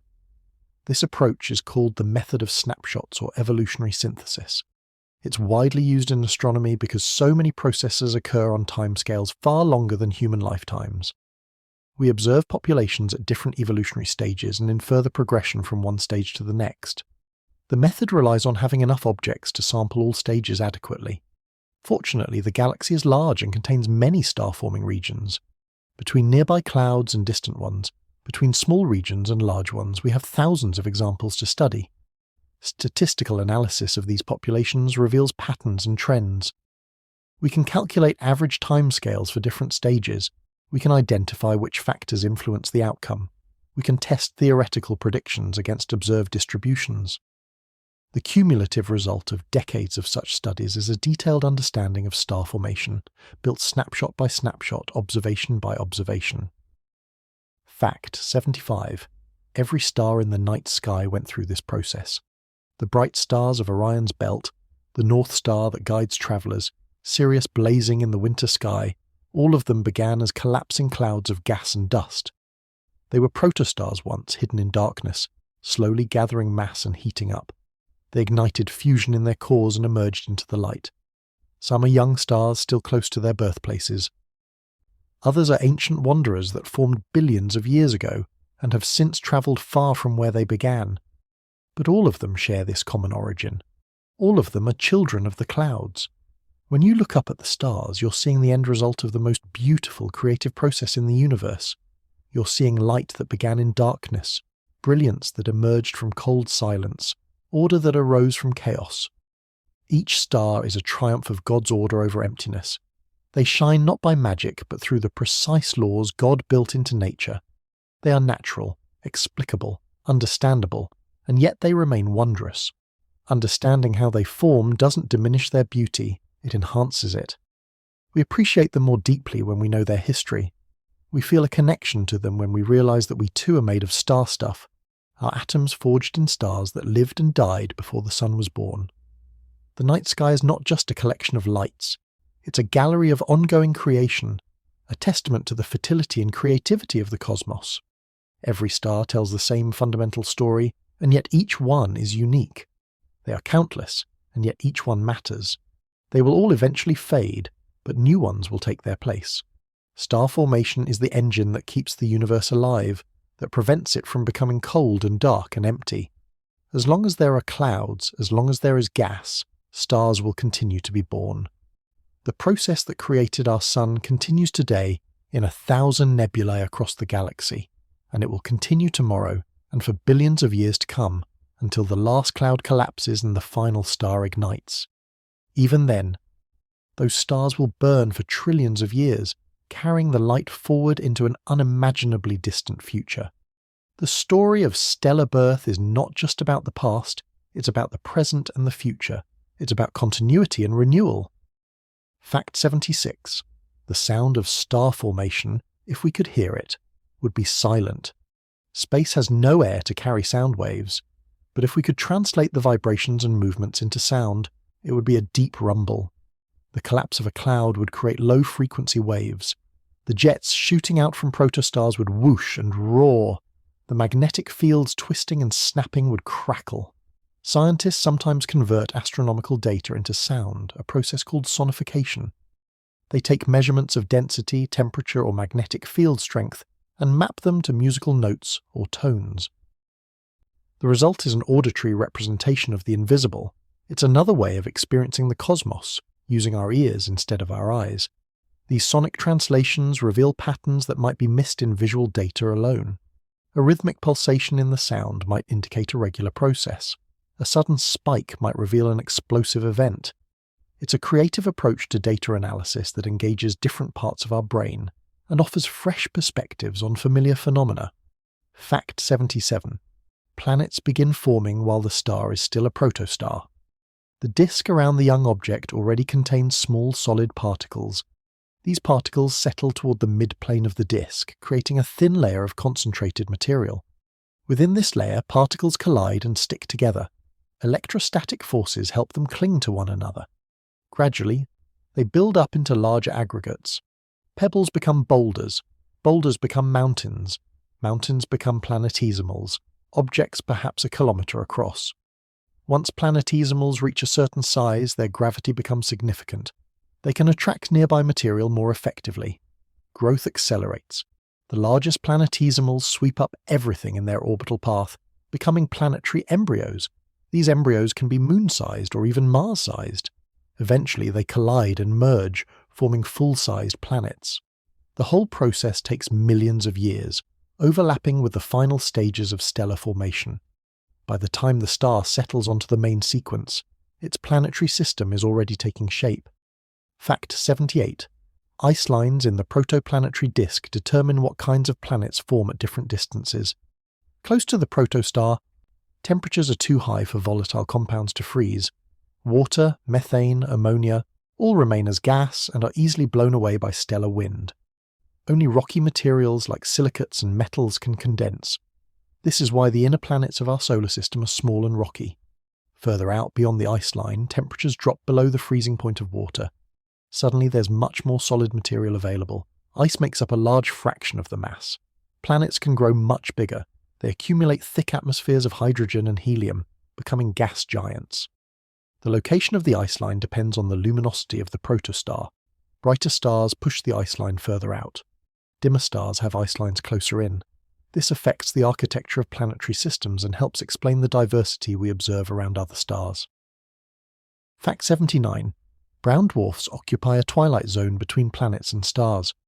They're too massive to be considered planets, but not massive enough to sustain hydrogen fusion like stars. Their masses range from about 13 to 75 times that of Jupiter. The lower limit is where deuterium fusion can occur. Deuterium is a heavy form of hydrogen, and it fuses at lower temperatures than regular hydrogen. Brown dwarfs can fuse deuterium for a brief period, releasing some energy. But deuterium is rare, and it's quickly exhausted. After that, the brown dwarf simply cools and fades over billions of years. They glow in infrared wavelengths, radiating away the heat from their formation. Despite being failures as stars, brown dwarfs are interesting objects. They have atmospheres with weather patterns, clouds, and possibly even storms. Some have been found with their own planetary companions. They blur the boundaries between stellar and planetary physics, challenging our classification schemes and forcing us to think more carefully about definitions. Fact 80. Circumstellar disks can last for millions of years before dissipating. During this time, they evolve through several stages. The earliest disks are massive and thick, containing a significant fraction of the protostar's mass. Gas dominates, with dust mixed throughout. As time passes, the disk loses mass. Some material falls onto the star, some is blown away by stellar wind, some is locked up in forming planets. The disk becomes thinner and less massive. Eventually the gas dissipates almost entirely, leaving behind only dust and any planets that have formed. This final stage is called a debris disk. It's composed of leftover rocky and icy bodies that continue to collide and grind each other down into smaller fragments. Our own solar system has a debris disk in the form of the asteroid belt and the Kuiper belt. These are remnants of the original protoplanetary disk, material that never coalesced into planets. Fact 81. The colour and brightness of a nebula tell us about the stars within it. Red nebulae are usually emission nebulae, glowing because of hot stars exciting the hydrogen gas. The characteristic red comes from a specific wavelength emitted when electrons recombine with hydrogen ions. Blue nebulae are typically reflection nebulae, where starlight scatters off dust particles. Blue light scatters more efficiently than red, just like in Earth's atmosphere, so these nebulae appear blue. Dark nebulae are simply clouds so dense that they block all light from behind. They appear as dark patches against brighter backgrounds. Each type reveals different aspects of star formation. Emission nebulae show where massive stars have recently formed. Reflection nebulae indicate regions with young stars and abundant dust. Dark nebulae mark places where star formation might be just beginning or hasn't started yet. Together, these different nebula types paint a comprehensive picture of the star formation landscape. Fact 82. Star clusters gradually lose members over time through a process called evaporation. Despite the name, it's not about heating or boiling. It's a gravitational process. Stars in a cluster orbit the common center of mass.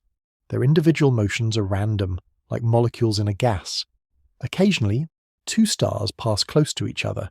The gravitational interaction accelerates one and slows the other.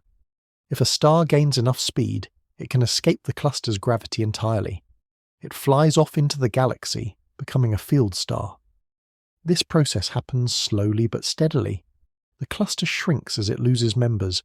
Eventually, after hundreds of millions or billions of years, most clusters dissolve completely. Only the most massive and tightly bound clusters survive for the age of the galaxy.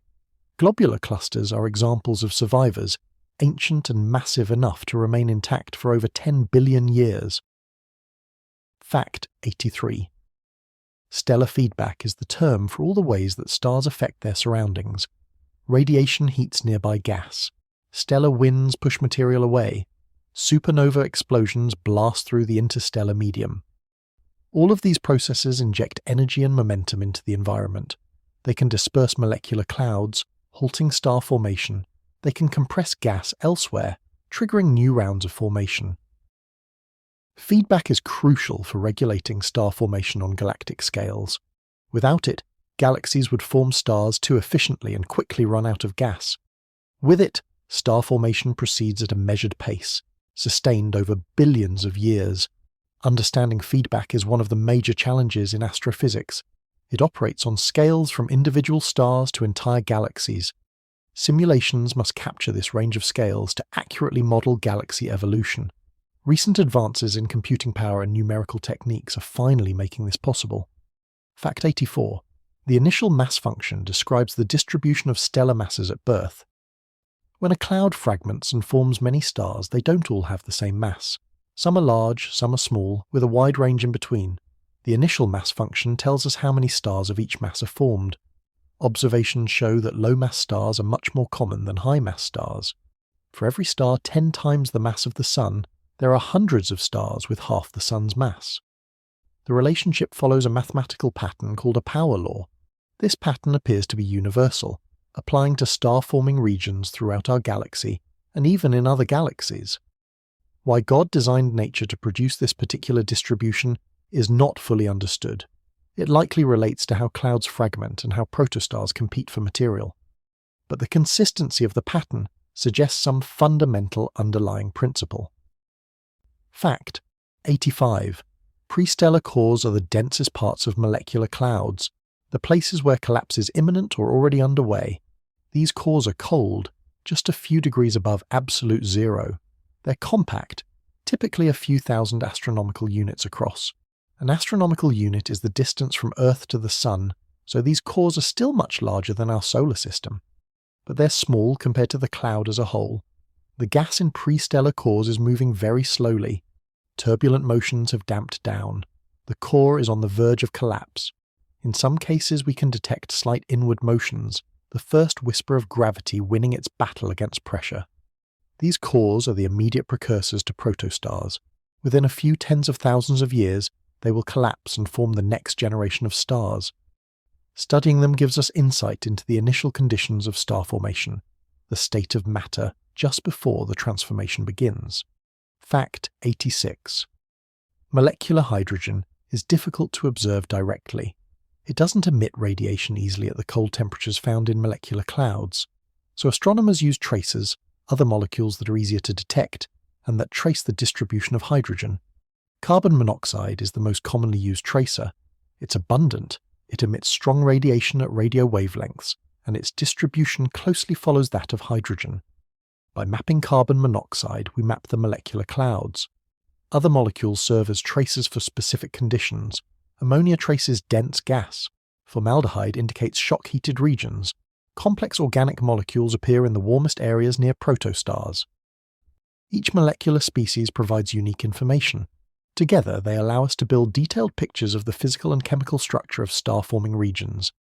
Astrochemistry, the study of molecules in space, has become an essential tool for understanding star formation. Fact 87. Gravitational instabilities in protoplanetary disks can lead to rapid planet formation. Under the right conditions, regions of the disk can collapse directly into gas giant planets without going through the slow process of building up a solid core first. This requires a massive disk and relatively cool temperatures. If the disk is massive enough, its own gravity can cause it to fragment, just like a molecular cloud fragments. Each fragment contracts and becomes a planet. This mechanism might explain how gas giants can exist very far from their stars, at distances where core accretion would take too long. It's also a way to form planets quickly, within a few thousand years instead of millions. However, it requires special conditions. Most planets probably form through core accretion, but gravitational instability might be important in some systems, adding to the diversity of planetary architectures. Fact 88. Herbig-Haro objects are bright patches of glowing gas associated with young stars. They occur where jets from protostars slam into the surrounding molecular cloud. The collision creates a shock wave that heats the gas to thousands of degrees.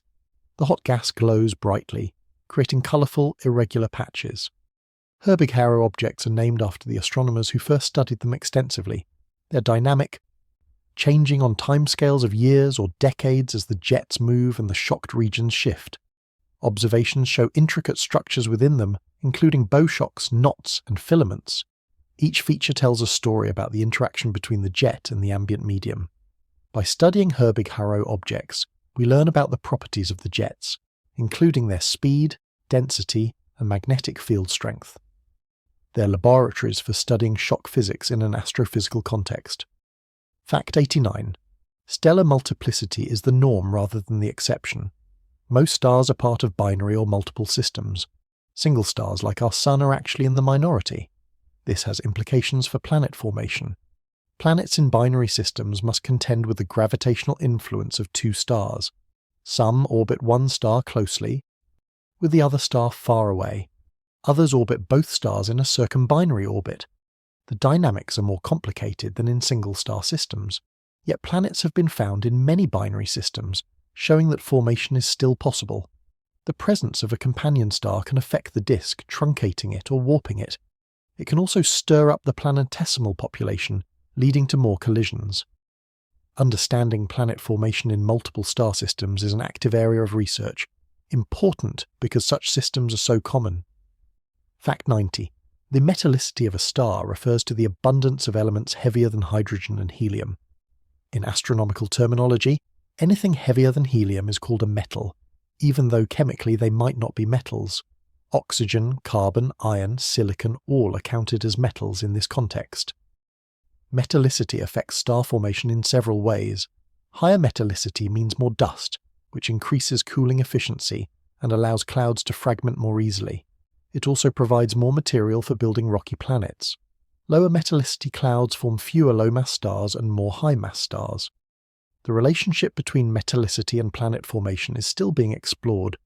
Early studies suggested that gas giant planets are more common around metal-rich stars, but the picture has become more nuanced with larger samples. Metallicity is one of several factors influencing planetary system architecture. Fact 91. Outflows from protostars can be bipolar, meaning they shoot out in two opposite directions along the rotation axis of the disk. This bipolar structure is a signature of the magnetic field. The field channels material along the axis, preventing it from spreading in all directions. The outflows can extend for light years, carving tunnels through the molecular cloud. They carry away mass and angular momentum, helping regulate the protostar's growth and rotation. The driving mechanism involves complex interactions between the magnetic field, the rotating disk, and the accreting material. Detailed models are still being developed and tested against observations.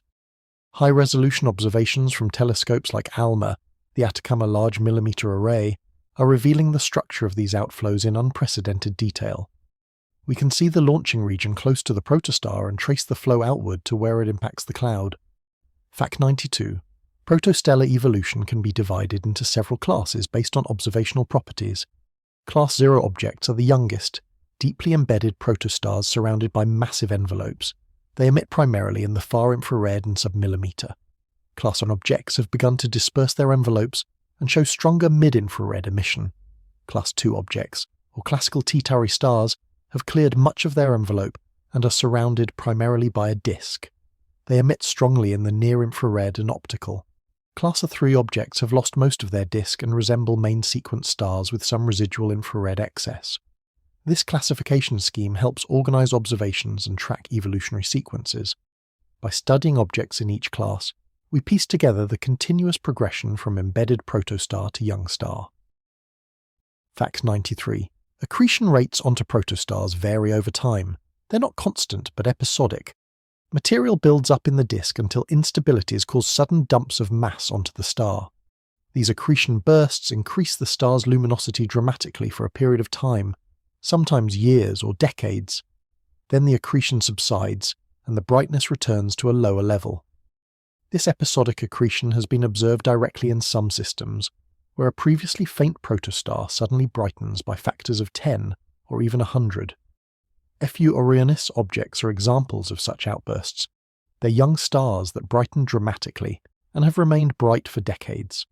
These events provide valuable information about disk dynamics and the accretion process. They also affect planet formation, potentially altering the thermal and chemical environment of the disk. Fact 94. The presence of heavy elements in a molecular cloud affects its ability to cool. As mentioned earlier, molecules like carbon monoxide radiate energy efficiently. But heavier elements also form dust grains that can cool the gas through thermal radiation. The more heavy elements present, the more effective the cooling. This allows the cloud to collapse more easily. It also affects the temperature structure within the cloud and the disk.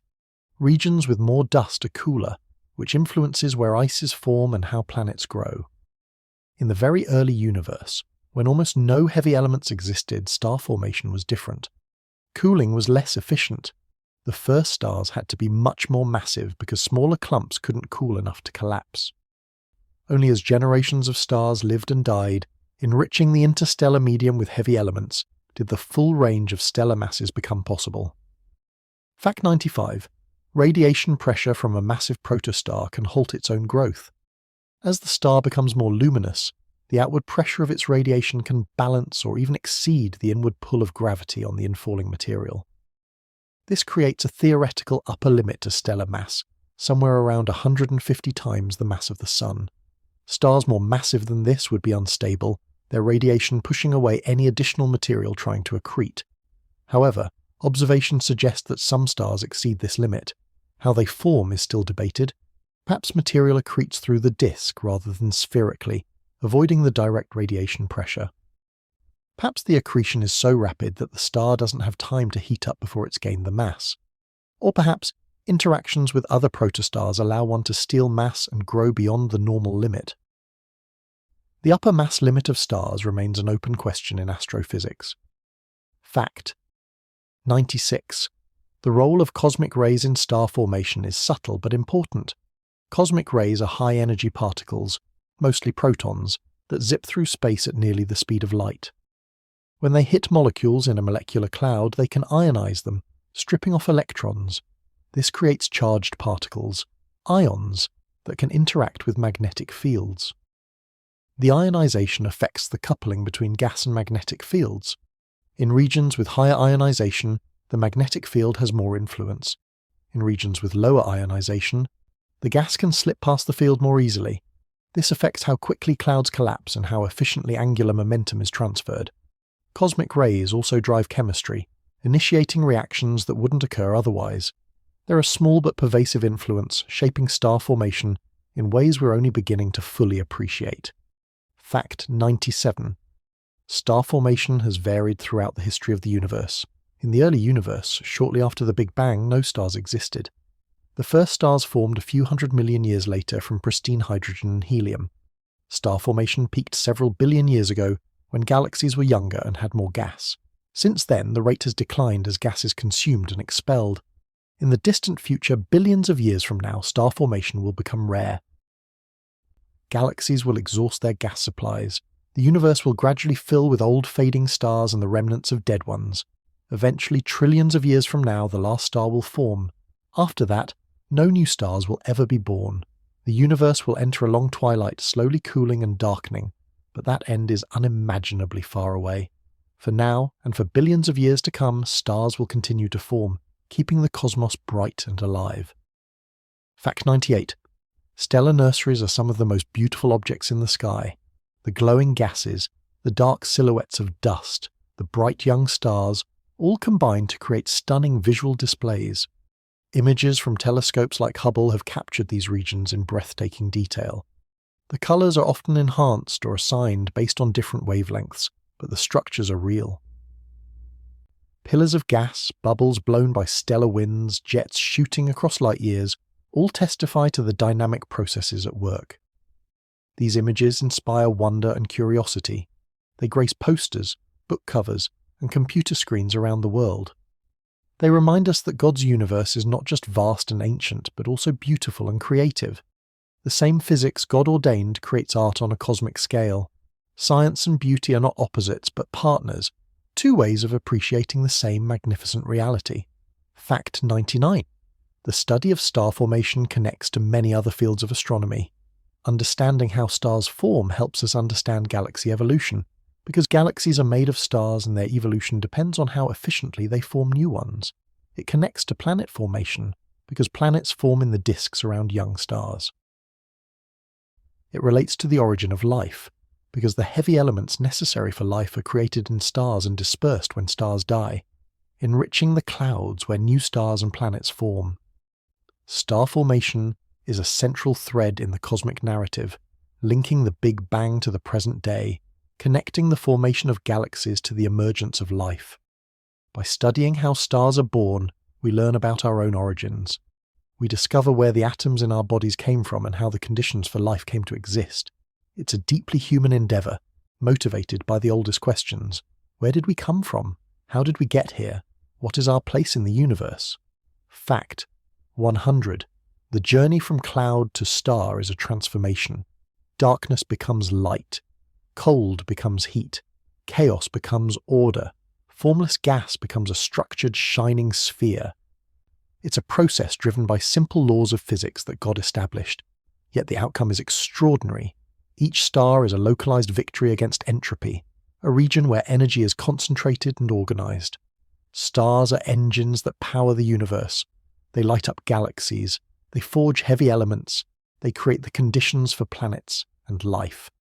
And it all begins in the quiet darkness of a molecular cloud, where gravity gently pulls, where particles slowly gather, where heat begins to build. The birth of a star is not a moment but a journey, millions of years long, spanning vast distances and enormous changes. We've travelled that journey together tonight, through 100 facts drifting through the stages of stellar birth, from the cold molecular clouds to the ignition of fusion, from the formation of disks to the emergence of planets, from the first stars in the universe to the nurseries glowing in our galaxy today. Every star tells this story. Every point of light in the night sky is the end result of this process.